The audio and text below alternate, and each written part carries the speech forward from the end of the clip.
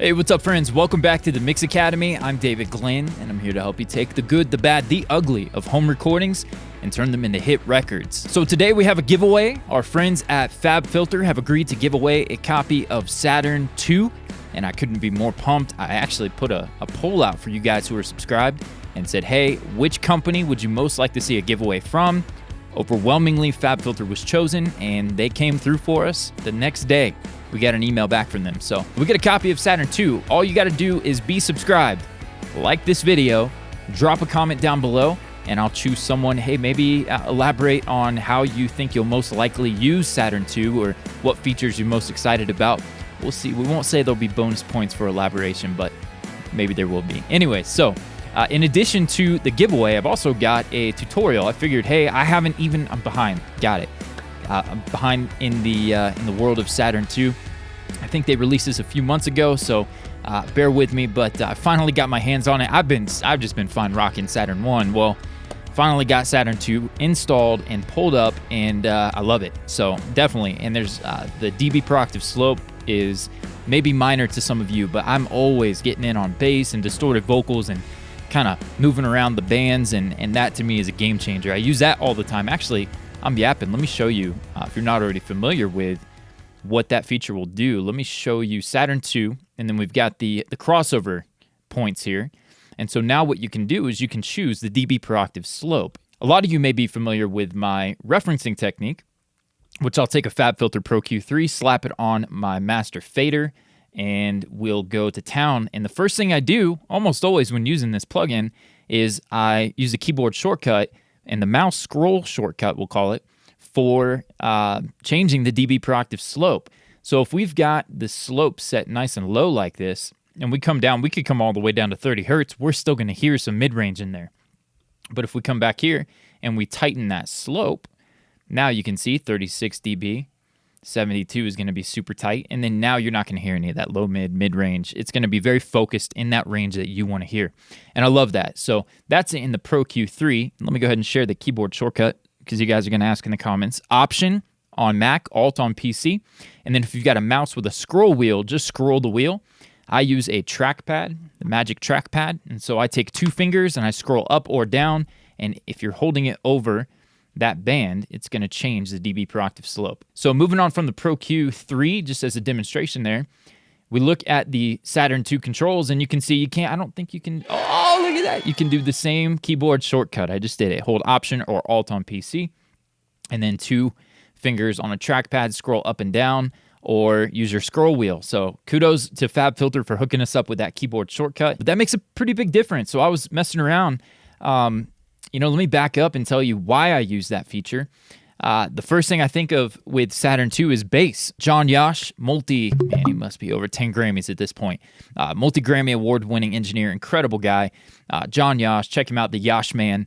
He has a video circulating somewhere, I think on YouTube, where I don't know if it's just him working or what, but he talks about using Saturn on bass. And I saw that years ago, and I thought, hey, let me give it a go.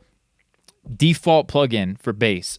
And actually, this mix is already done, and you can see I used it as the first plugin. Now, I used it lightly on this one compared to what I'm going to show you in this tutorial, but you get a new plugin, you start playing with it and experimenting, and I'm pretty pumped about what I came up with here. So let's take a look. Saturn, incredible on kick, snare, drum overheads, room mics. You need a saturation, a distortion plugin. You need tape emulation. If you need an amp simulator, this is not a one-trick pony by any means. It's got built-in EQ dynamics section and on. But my go-to is bass, so we're going to show it on a bass for this particular video. So my first move is to put that band, as you saw here on Saturn I, is to pretty much leave my low end alone. I like to keep the low end clean. Often I come down here to the dynamics, and I will decrease the dynamic range a little bit. I like to help that kind of for the notes to resonate more evenly down there without using compression. I used to use the Pro MB a ton. I like to use this dynamic feature now. So the bottom end here, by doing that, I didn't in the original mix, but you'll see very clearly in this one, we've got some dynamics control going on, and really digging the way this one turned out. But that bottom band, I liked. I needed more bottom end, so I lifted it up like a fader, the output of this band, and now we've got more subs in this particular bass.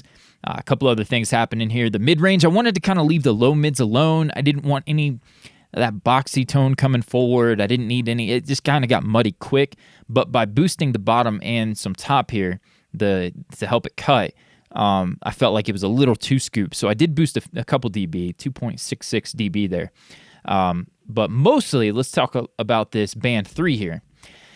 You can see the dynamics processing is all the way committed to the right. That's going to give me just an even performance. This was a pick-driven bass, and I really like the way that was driving the track, but it was too thin, and it was transient heavy. It was just quick.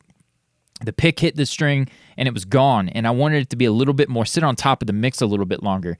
And so that gave me a more consistent performance, but it also gave me that kind of sitting on top quality in the mid-range that I was after. So I really enjoyed that, boosted that quite a bit. You can see 16 plus dB, and it probably would have helped to show the before and after. Let's turn Saturn off, and I'll show you what this bass came to us as. I think it's a combination of a DI and an amp. I'm not sure, but we just got the one bass track. So take a listen to that by itself, and then I'll play the after that includes a fuzz bass, and then we'll show all the processing so you guys can copy that for your mix.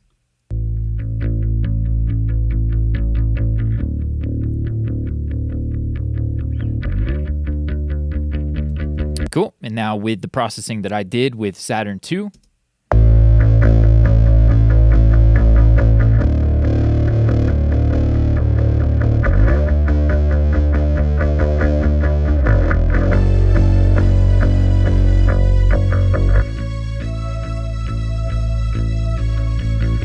So definitely brought it forward. We totally changed the character of the bass, which I'm okay with. I'd already mixed this, and felt like the final mix, actually, when I listened back, was just a little thin. It didn't have enough oomph. And so, in kind of revisiting it and pulling up Saturn 2, I was able to give it that. Hey, let me drop a quick plug for you guys wanting to get in on some free multi-tracks that you can use on your resume. This is a song, Dreams by Lead Wolf. It's a song of the month this month. And we got this one and like 30 plus others if you're not into indie rock or whatnot. We got rap, hip-hop, R&B, gospel, CCM, country, jazz. Man, we got a little bit of everything. Free multi-tracks, resume friendly. Link in the description below, themixacademy.com. So we got the plug out of the way. Let's take a look at the rest of the processing. For me, one of the big things that was bothering me about my original mix was the top end in the bass. So let's go ahead and let me show you. I had Saturn on, a little bit of tape saturation for that, for the mid, trying to pull it forward. I was like, let's get more aggressive. So I moved on. Got some compression to level it out. We got some EQ'd, add a little oomph in the bottom end, which now we've done in Saturn 2 for the new bass by doing that. So pretty similar moves, evening the dynamics, boosting some bottom end. My ear is still my ear. I just used multiple tools when now we got Saturn 2 and just kind of knock out a bunch of the processing. You can see I wanted a little less of the low mids, wanted more of the mid and the top. So kind of validating my choices to my ear, my taste. I did very much the similar kind of stuff. And then we've got a little more top end, still trying to help it cut through. More compression. And then finally, this is what I want to talk about now. The mid-range was bothering me. So I was getting the pick to cut through, but there were certain frequencies that just trashy. I didn't need them. And so I like the way my final mix came out with the mid-range and it cuts. But after messing with Saturn 2, here's what I decided to do all within one plugin. So all those plugins supplemented by just this one is I decided to come in here with the new dB per octave slope and boost what I liked. And then I started hunting for where it was too much. Where is it too harsh? And then once I found it, I tightened up this crossover, the dB per octave slope, so that it eliminated this stuff from leaking in, the stuff above 2K or so, 2.2. I just didn't need it. And then to go even further, I went ahead and set a band up top there and just pulled it all the way down. So we're not getting anything that we don't need from the top. We've eliminated. We got rid of it. So now we've got the bottom end enhanced the way we want, controlled the dynamics a little bit. We got the mid-range driven pretty good, so we got some consistency coming from it. We got some character going on, a little bit of dynamic control. And then the top end, lots of dynamic control, lots of grit. And this to me was just an awesome bass tone. Let me play just this. Let me mute all the rest of them. And this one bypassed. Let's pull up the volume so it's kind of fair.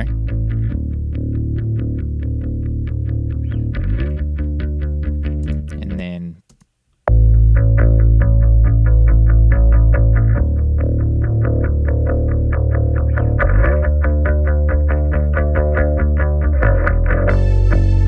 yeah, let me show off this dynamics control here. Let's listen to just this band.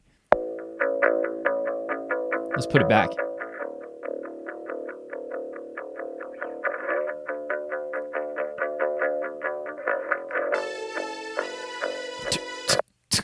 We're getting that transient, the pick hitting the string, but we're not getting much note. By increasing the dynamics, let's take a listen now.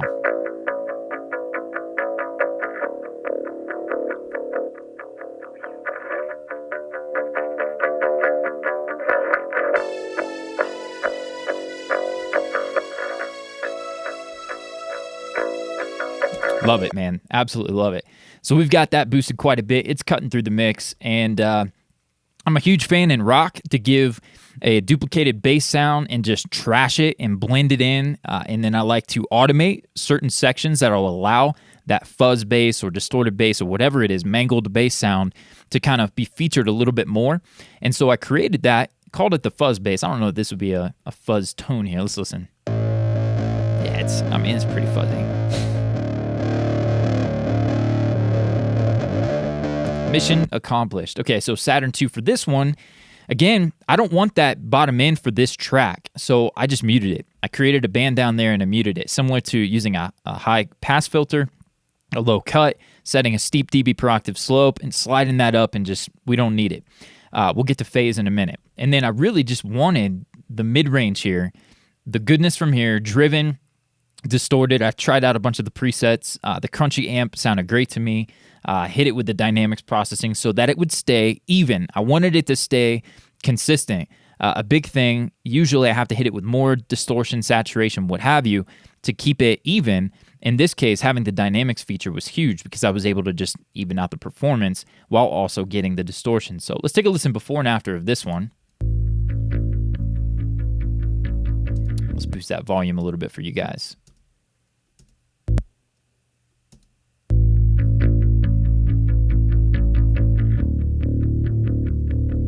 And then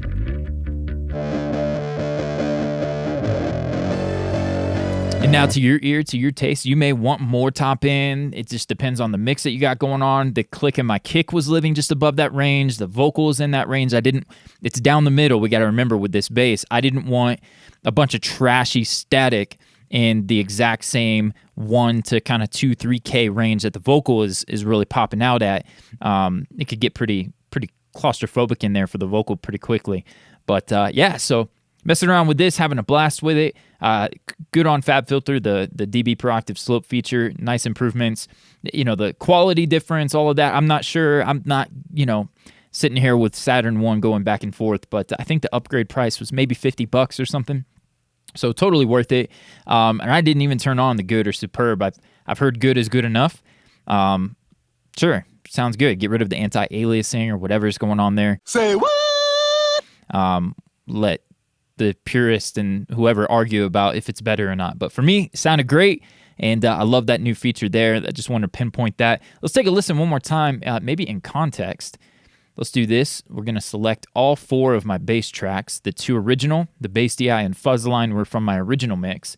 And then the new bass DI and fuzz bass up here are... forgive me. For the fuzz bass, I did check phase, and I needed to do that. I needed to invert the polarity to correct the phase relationship. It didn't completely eliminate the bottom end by adding this fuzz Saturn 2, but it shifted it in a way that I didn't care for, and so by inverting the polarity, it gave me back the bottom end around 100 hertz or so, which is where I kind of wanted it to live and to be cleaned up at. So let's take a listen in context. I didn't really mix it this way or spend too much time. I kind of threw it together for the sake of the tutorial, but let's take a listen and see what we get here with the original. And so Shift M for you guys on Pro Tools. You just make a selection and then mute one of the pair and then Shift M so you can go back and forth. So here's the original bass.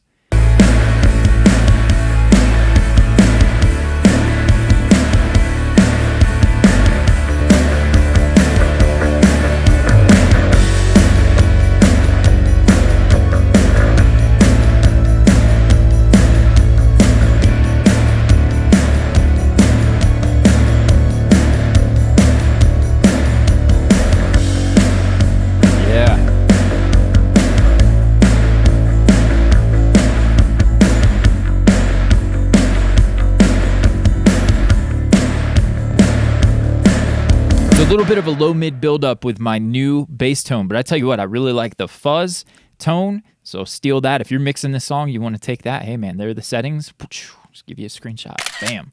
So hey, I don't know if I rambled too much or not enough, but let me know if you guys want me to feature Saturn 2 against some vocals, maybe show you how I'd use it on a kick drum. Let me know in the comments below, but don't forget, giveaway, Saturn 2, one of you could win a copy, and all you got to do is be subscribed, like this video, and comment down below, and best of luck to you guys with that. Don't forget the free multi-tracks, all kinds of stuff, good things to come from the Mix Academy. I hope you guys are doing amazing, and we'll see you on the next one.